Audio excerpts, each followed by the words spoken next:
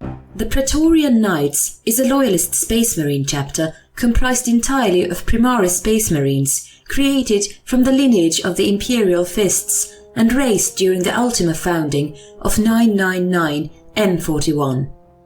They are a direct successor of the Astral Knights chapter and have inherited many of their ideals of honor, but very little of their dourness. They excel in defensive operations, siege warfare, melee combat, and most uniquely, supportive roles with Questia Imperialis forces, having fought extensively alongside the Knight Titans of their homeworld. Their fortress monastery is located on the night world of Astora Prime. The Astora system is situated in the Ultima Segmentum to the galactic southwest of Obsidia, the former homeworld of the Astral Knights and the current homeworld of the Sable Swords. The Praetorian Knights place great value in personal heraldry, which is expanded upon throughout their lives, and although they adhere to the Codex Astartes in organization, training and warfare, there are some minor deviations in their appearance, particularly in their use of tabards. History. The Praetorian Knights, although of the Ultima founding, are not simply just a successor of the Astral Knights chapter. They owe their homeworld and fortress monastery to their predecessors and share in their legacy. The Great War for Astora, 899 M41. 100 years after the castigation of Akralum and 27 years before the assault on the Necron world engine, which earned them their greatest fame, the Astral Knights assisted the knightly house of Astora and the local PDF in the brutal defense of the Astora system against an orc war of warlord Krumprok Godstink. Arriving barely in time to witness the devastation the Greenskin invasion had caused, it was due to the Astral Knights' heroic intervention that enough time was bought to allow for Imperial reinforcements to arrive in form of 7 Imperial Guard regiments, the Black Templars' Astora Crusade, and elements of the Excoriators, Lamenters, and Blood Angels, turning the tide of the battle in the Imperium's favor and ultimately ending the invasion in 902 M41. It is rumored that Brother Thade, the last surviving dreadnought of the Astral Knights chapter upon their sacrifice at the World Engine, was responsible for the death of Warlord Krumprok, and that the damage sustained in the conflict is the reason Thade remained on Obsidia 27 years later. However, this is in no way confirmed and may simply be hearsay. The Astral Knights were rewarded by the Quaestores Familia of House Astora for their timely assistance in the invasion. Astoran nobles offered to build a chapter keep for the Astral Knights to use as a stronghold, staging point, and potential recruitment grounds.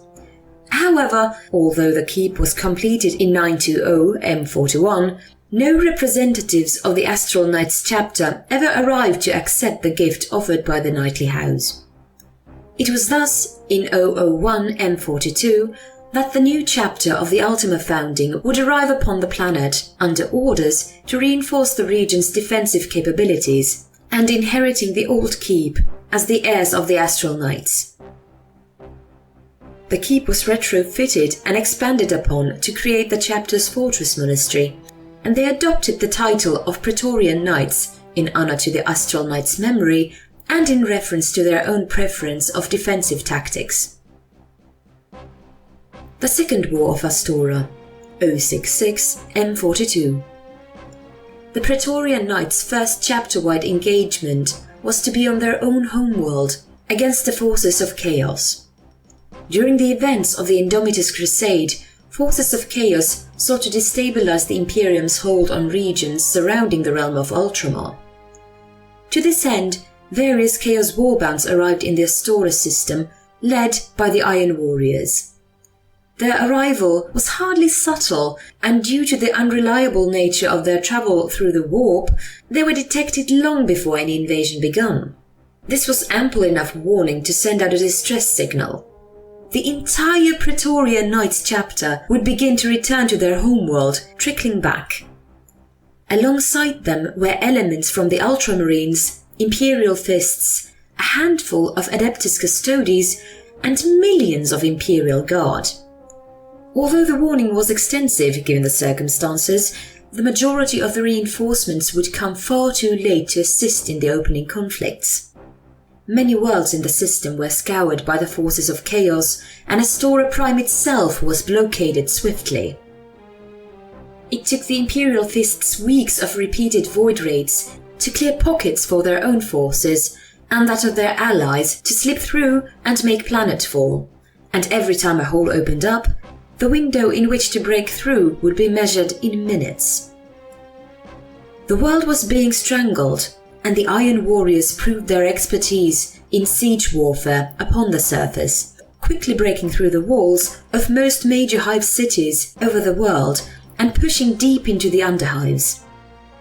Things looked grim for the Imperial forces, until seemingly out of nowhere, a fleet of Eldar from Craftworld Ebrazel took the fight to the heretic forces, causing mass disarray and breaking their blockade just long enough for the Imperial reinforcements to complete a major landing operation. The Praetorian Knights who had remained on the planet, alongside a small group of their brothers in the Imperial Fists, who had made planetfall previously, had dispersed throughout the world's remaining defences, acting as commanders in the defence of the planet. Their knowledge and expertise proved invaluable in slowing the advances of the Chaos forces, as once again the descendants of Rogel Dawn fought head-on with their millennia-old rivals in the Sons of Perturabo. The Eldar withdrew as swiftly as they had come once the Imperial forces gained a stronger foothold, and month after month in the tunnels and streets of the war-torn hive cities passed with each side falling in droves. It is uncertain as to what the tipping point was, but eventually something gave and the forces of chaos went reeling. The Loyalists pushed their victories under the command of Chapter Master Von Iridalis, and in the final battle atop the ruined peak of the Chaos stronghold, a captured hive city. It is spoken that Reclusia Crimana himself crushed the skull of the commanding lord with his croziers, all the while chanting hymns of praise to the immortal God Emperor of mankind. The reality, however, was that the Chaos Lord was cut down amidst an intense but short-lived crossfire of the remaining traitorous forces and the of Astora. The Reltharis Crusade, from 127 M42 to present. The Praetorian Knights are currently involved in a large-scale crusade called by Marshal Ornstein of the Black Templars chapter, alongside elements of the Imperial Fist's 5th Company, Death Corps of Krieg, Salamanders, Custodes, and, unsurprisingly, Imperial Knights of House Astora.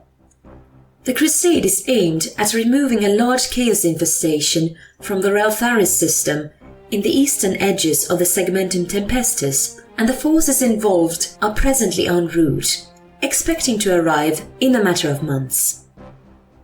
Chapter believes honor and duty are the two major principles of the Praetorian Knights. The chapter as a whole places great value in performing duty to one's fullest, and takes great inspiration from the fabled acts of the 7th Legion and their successors. The Praetorian Knights feel obligated by both their gene seed and predecessors to perform acts of great valor and heroism in the name of Rogel Dawn and the Emperor. Furthermore, the chapter holds honor in the highest regard, to an even higher degree than the Astral Knights before them.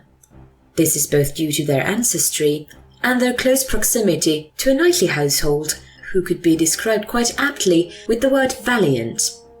As a result, a battle brother will add imagery and iconography to their tabards throughout their lifetime to tell of their oaths and battle honors.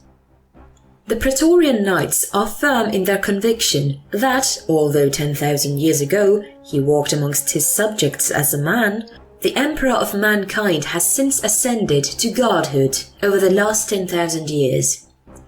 They believe that the imperial cult has given him added power and reach, and treat their astropaths and navigators with additional reverence than most chapters, as they witness his light in a way most battle brothers cannot.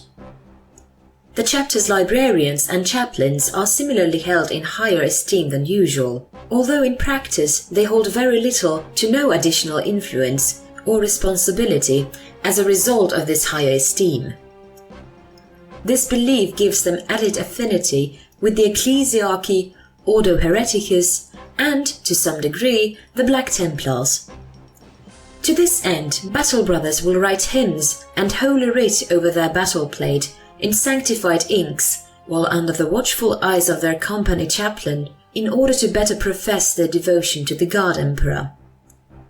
The Praetorian Knights perceive melee combat as the greatest form of martial prowess, and solve matters of great honour and severe disagreement in a similar fashion as their predecessors in the Astral Knights did before them, by issuing an honour duel challenge. However, unlike the Astral Knights, the Praetorian Knights emulate ancient traditions of old still used in the feats of blades for their dueling rules, and prohibit any duel from ending in death. Furthermore, as the Praetorian Knights did not inherit the Astral Knights' dowiness, they are much less likely to take to the arena during mere debate and disparity, instead saving such tradition for the most dire of internal conflicts. Chapter Appearance. Chapter Colours. The Praetorian Knights' colour scheme is primarily steel, proudly displaying their honour and purity. The aquila or imperialis on the chest is gold, representing their indomitable faith in the God Emperor of mankind. The insets of the shoulder pauldrons are pure white, save for chaplains, who utilize their official color of black, and the pauldron trim is blue, although captains and chaplains use a gold trim. Neophytes do not utilize the shoulder trim. The chapter's icon is proudly displayed upon the left pauldron, and the squad specialty symbol upon the right. The company number is typically inlaid inside the squad specialty symbol. However, occasionally it is displayed on the forward corner of the right pauldron. The right knee plate is white with a squad number upon it, if applicable.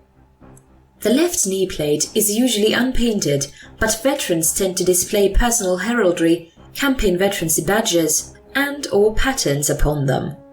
Veterans utilize a single gold knee plate trim, whereas lieutenants have both knee plates trimmed in gold. While battle brothers and sergeants have their helmets colored in steel, veterans and lieutenants wear white helmets. Veteran sergeants utilize a red stripe down the center of the helm, while lieutenants utilize a blue stripe, flanked in gold. Veteran sergeants may further adorn their helm with a small golden skull upon showing considerably valuable leadership skills, and are then eligible for promotion to the rank of lieutenant should they continue to prove their mettle. Lieutenants always utilize the golden skull on their helms. Chapter Tabards. Sergeants and the Praetorian Knights do not utilize red helmets to display rank, diverging from the Codex Astartes by instead being issued with a blank tabard upon their promotion, either in the chapter's regal blue or bleached white, left entirely to the discretion of the recipient at the time. This tabard becomes the sergeant's primary means for displaying his acts of honor, as each act of great valor and outstanding heroism is written upon the tabard's opposite side, against the chest plate, while the front of the tabard is updated with a new honorific icon, badge, or pattern as is relevant. The overall designs are updated and committed to the memory of chapter serfs, who are able to replace tabards that are lost in combat or require mending in short order. It is thusly that tabards serve a similar purpose to the Praetorian Knight as the various coats of arms and heraldic badges found on a Quaestor Imperialis. Chapter Badge. The Praetorian Knight's chapter badge is two crossed double-edged swords pointing upwards, akin to the badge of their predecessors. This symbol is overlaid above a radiant star symbol representing the light of the Astronomicon.